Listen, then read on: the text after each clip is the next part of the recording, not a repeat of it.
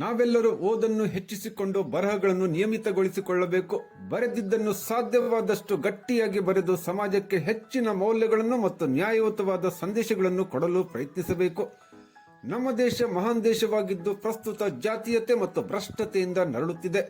ಇದನ್ನು ವಿರೋಧಿಸುವಂತ ಬರಹಗಳು ಮತ್ತು ವಿಚಾರಗಳು ಸಾಹಿತ್ಯದಲ್ಲಿ ಅವಶ್ಯವಾಗಿ ಬರಬೇಕಾಗಿದೆ ಎಂದು ಸಾಹಿತಿ ಅಬ್ದುಲ್ ರೆಹಮಾನ್ ಹೇಳಿದರು. ದಾಂಡೇಲಿ ನಗರದ ಕರ್ನಾಟಕ ಸಂಘದ ಪಂಚಗಾನ ಭವನದಲ್ಲಿ ಕೇಂದ್ರ ಕನ್ನಡ ಸಾಹಿತ್ಯ ವೇದಿಕೆ ಜಿಲ್ಲಾ ಘಟಕ ಮತ್ತು ದಾಂಡೇಲಿ ತಾಲೂಕು ಘಟಕದ ಸಹಯೋಗದಲ್ಲಿ 4 ಸಾಧಕರಿಗೆ ಡಾಕ್ಟರ್ ದಿನಕರ್ ದೇಸಾಯಿ ರಾಜ್ಯ ಮಟ್ಟದ ಸಾಹಿತ್ಯ ಪುರಸ್ಕಾರ ಪ್ರದಾನ ಮಾಡಿ ಮಾತನಾಡಿದರು. ಸಾಹಿತ್ಯ ಕ್ಷೇತ್ರದಲ್ಲಿ ನೂತನ ಮತ್ತು ಮೌಲ್ಯಯುತ ಆಲೋಚನೆ ಹೊಂದಿರುವಂತಹ ಯುವ ಪೀಳಿಗೆಗೆ ಹೆಚ್ಚಿನ ಅವಕಾಶ ನೀಡಬೇಕಾಗಿದೆ ಎಂದು ಹೇಳಿದರು.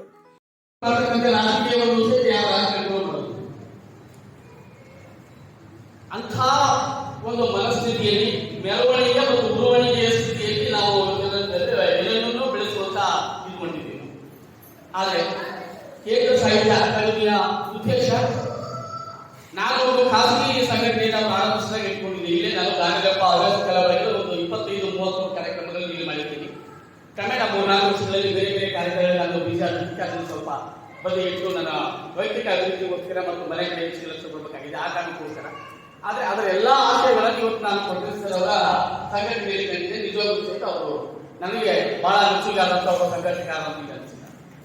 ಇದು ಕಾರ್ಯಕ್ರಮದ ಮತ್ತು ಸಂಘಟನೆಯ ಹಿರಿಮೆ ಬಗ್ಗೆ ನಾನು ಹೇಳ್ತಕ್ಕಂಥದ್ದು. ಇನ್ನು ಬರಹದ ಬಗ್ಗೆ ದೀಪಾಲಿ ಮೇಡಮ್ ಅವರ ಉತ್ಸಾಹ ಅದನ್ಯ, ಅಪರೂಪ, ಅಪಾರ ಅಂತ ಹೇಳಬಹುದು.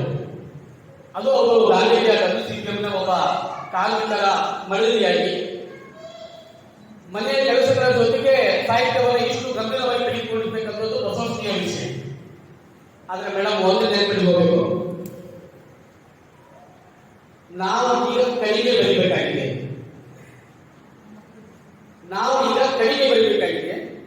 ನಾವೀಗ ಬಹಳ ಓದಬೇಕಾಗಿದೆ.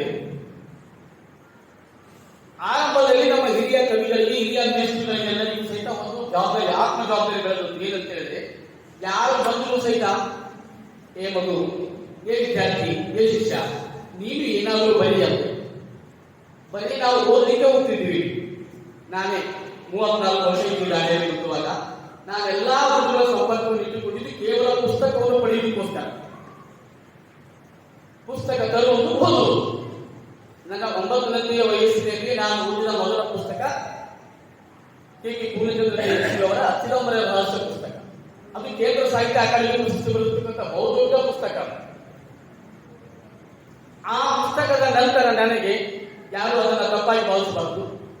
ಯಾವುದೇ ಈ ಹಿರಿಕಿರಿಯ ಅಥವಾ ನಮ್ಮ ಸುತ್ತಮುತ್ತ ಬಂದಿರತಕ್ಕಂಥ ಏನು ತಾವು ಬರೀತಿಗೆ ಲೆಕ್ಕಕ್ಕೆ ಬರ್ತಕ್ಕಂಥ ಪುಸ್ತಕಗಳನ್ನು ನಾನು ಯಾವತ್ತೂ ಓದಿಕೊಂಡು ಆಗಬಾರದು. ನಾವು ಗಟ್ಟಿಯಾಗಿ ಬರೆಯಬೇಕು ಅನ್ನೋದು ನನ್ನ ಮಾತಿನ ಉದ್ದೇಶ. ತುಂಬಾ ಬರೀಬಾರದು, ಸ್ವಲ್ಪನೇ ಬರೆಯಬೇಕು. ಇವತ್ತಿಗೂ ಸಹಿತ ಮಂಗಳೂರಿನ ಬುಯರ್ಬೈ ಅಂತವರ ಕೆಲವು ಮೇಡಮ್ ಮಾದರಿ ಕವಿತೆಗಳು ನನ್ನ ನೆನಪಿಲ್ಲ, ಬರೀತಾರೆ ಅವರು.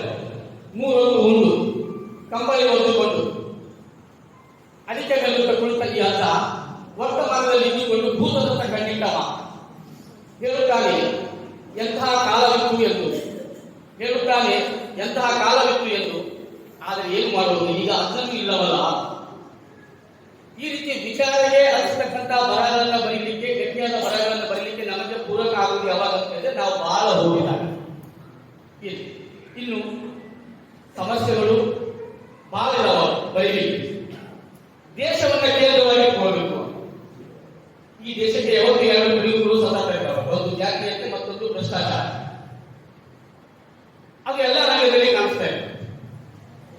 ದೇಶವನ್ನ ಕೇಂದ್ರವಾಗಿಟ್ಟುಕೊಂಡು ಆ ಸಮಸ್ಯೆಗಳನ್ನು ಆಯ್ಕೆ ಮಾಡಿಕೊಂಡು ನಮ್ಮ ರಾಜ್ಯದ, ನಮ್ಮ ಜಿಲ್ಲೆಯ, ನಮ್ಮೂರಿನ ಸಮಸ್ಯೆಗಳಂತ ನಾವು ಹೋದಾಗ ನಮ್ಮ ಸುತ್ತಮುತ್ತಲಿನ ವ್ಯಕ್ತಿ ಕೂಡ ದೇಶದ ಭ್ರಷ್ಟ ರಾಜಕೀಯದ ಹಾಗೆ ಅಥವಾ ದೇಶದ ಒಬ್ಬ ಕೆಟ್ಟ ವ್ಯಕ್ತಿಯ ಹಾಗೆ, ವಿಶ್ವದ ಒಬ್ಬ ಕೆಟ್ಟ ವ್ಯಕ್ತಿಯ ಹಾಗೆ ಇಲ್ಲಿ ವರ್ತನೆ ಮಾಡ್ತಕ್ಕಂಥ ನಮ್ಮೂರಲ್ಲಿ ಸಿಗ್ತಾರೆ. ಕೇಂದ್ರ ಕನ್ನಡ ಸಾಹಿತ್ಯ ವೇದಿಕೆ ಜಿಲ್ಲಾಧ್ಯಕ್ಷ ಶಿವಲೀಲಾ ಹುಣಸಗಿ ಮಾತನಾಡಿ, ಓದುವ ಮನಸ್ಸಿಗೆ ನೆಮ್ಮದಿ ಕೊಡುತ್ತಾ, ಖುಷಿಯನ್ನು ಕೊಡುತ್ತಾ ಸಾಹಿತ್ಯ ಪಯಣಕ್ಕೆ ಹೆಜ್ಜೆ ನೀಡಲು ಯಾರು ಪ್ರಯತ್ನ ಪಡುತ್ತಾರೋ ಅಂತವರಿಗೆ ಮಾತ್ರ ಸಾಹಿತ್ಯದ ಗಂಧ ಅರ್ಪಣೆಯಾಗಲು ಸಾಧ್ಯವೆಂದು ಹೇಳಿದರು. ಮತ್ತು ಎದುರಿಗೆ ಓದುವಂತಹ ಮನಸ್ಸಿಗೆ ನೆಮ್ಮದಿಯನ್ನು ಕೊಡ್ತಾ, ಖುಷಿಯನ್ನು ಕೊಡ್ತಾ, ಸಾಹಿತ್ಯದ ಒಂದು ಪಯಣಕ್ಕೆ ಹೆಜ್ಜೆ ನೀಡತಕ್ಕಂತಹ ಒಂದು ಪ್ರಯತ್ನ ಯಾರು ಮಾಡ್ತಾರೋ ಅಂಥವರಿಗೆ ಮಾತ್ರ ಸಾಹಿತ್ಯದ ಗಂಧ ಅರ್ಪಣೆ ಆಗಲಿಕ್ಕೆ ಸಾಧ್ಯ. ಹೀಗಾಗಿ ಆ ನಿಟ್ಟಿನಲ್ಲಿ ನಮ್ಮ ಕೇಂದ್ರ ಕನ್ನಡ ಸಾಹಿತ್ಯ ವೇದಿಕೆ ತನ್ನದೇ ಆದಂತಹ ಛಾಪನ್ನ ಮೂಡಿಸಿದೆ ಅಂತಂದ್ರೆ ನಾನು ತುಂಬಾ ಸಂತೋಷದಿಂದ ಮತ್ತು ಹೆಮ್ಮೆಯಿಂದ ನಾನು ಹೇಳಿಕ್ಕೆ ಇಷ್ಟಪಡ್ತೇನೆ. ಯಾಕೆ ಅಂತಂದ್ರೆ ಸಾಹಿತ್ಯದ ಯಾವ ಪ್ರಕಾರದಲ್ಲಿ ನಮ್ಮ ಕೇಂದ್ರ ಕನ್ನಡ ಸಾಹಿತ್ಯ ವೇದಿಕೆ ಕೃಷಿಯನ್ನ ಮಾಡಿಲ್ಲ. ತಾನು ವೈಯಕ್ತಿಕವಾಗಿ ಅಲ್ಲ, ಆಫ್ಲೈನ್ ಮೂಲಕ ಆನ್ಲೈನ್ ಮೂಲಕ ಅನೇಕ ಎಲೆಮರೆಯ ಕಾಯಿಗೆ ಆಗಿರ್ತಕ್ಕಂಥ ಪ್ರತಿಭೆಗಳನ್ನ ಬೆಳಕಿಗೆ ತಂದು ಆ ಒಂದು ನಮ್ಮ ವೇದಿಕೆಗೆ ಅವರಿಗೆ ಸ್ಥಾನವನ್ನ ನೀಡಿ ಗೌರವವನ್ನ ನೀಡಿ ಮತ್ತು ಅವರು ಸಾಹಿತ್ಯ ಕೃಷಿಯಲ್ಲಿ ತಮ್ಮನ್ನ ತಾವು ತೊಡಗಿಸಿಕೊಂಡು ಎತ್ತರಕ್ಕೆ ಬೆಳೀಲಿಕ್ಕೆ ಒಂದು ಹೆದ್ದಾರಿಯನ್ನ ಹಾಕಿಕೊಟ್ಟಿರ್ತಕ್ಕಂತಹ ಒಂದು ಸಂಸ್ಥೆ ಅಂತಾನೆ ನಾನು ಹೇಳ್ತೇನೆ. ವಿಜಯಪುರ ಜಿಲ್ಲೆಯ ಗುರುಲಿಂಗಪ್ಪ ಬಲ್ಲಪ್ಪ ಹಳ್ಳೂರ್, ಮೈಸೂರು ಜಿಲ್ಲೆಯ ಮೊಹಮ್ಮದ್ ಅಂಜುಮ್ ಪಾಷಾ, ಕೊಡಗು ಜಿಲ್ಲೆಯ ರಶ್ಮಿ ಚಂಗಚಂಡ ಅವರುಗಳು ಸಾಹಿತ್ಯ ಪುರಸ್ಕಾರಕ್ಕೆ ಭಾಜನರಾದರು. ಕೊನೆಗೆ ಜಿಲ್ಲಾ ಮಟ್ಟದ ಕವಿಗೋಷ್ಠಿ ನಡೆಯಿತು. ಕೇಂದ್ರ ಕನ್ನಡ ಸಾಹಿತ್ಯ ವೇದಿಕೆ ದಾಂಡೇಲಿ ಘಟಕದ ಅಧ್ಯಕ್ಷೆ ದೀಪಾಲಿ ಸಾಮಂತ್ ಅಧ್ಯಕ್ಷತೆ ವಹಿಸಿದ್ದರು. ವೇದಿಕೆಯಲ್ಲಿ ಕೇಂದ್ರ ಕನ್ನಡ ಸಾಹಿತ್ಯ ವೇದಿಕೆ ಸಂಸ್ಥಾಪಕ ಅಧ್ಯಕ್ಷ ಕೊಟ್ರೇಶ್ ಎಸ್ ಉಪ್ಪರ್, ದಾಂಡೇಲಿ ಪತ್ರಕರ್ತರ ಸಂಘದ ಅಧ್ಯಕ್ಷ ಸಂದೇಶ್ ಎಸ್ ಜೈನ್, ಕೇಂದ್ರ ಕನ್ನಡ ಸಾಹಿತ್ಯ ವೇದಿಕೆ ಧಾರವಾಡ ಜಿಲ್ಲಾಧ್ಯಕ್ಷ A dargah, Asha Kiran ITI ಪ್ರಾಚಾರ್ಯ ನಾಗೇಶ್ ನಾಯ್ಕ್ ಇದ್ದರು.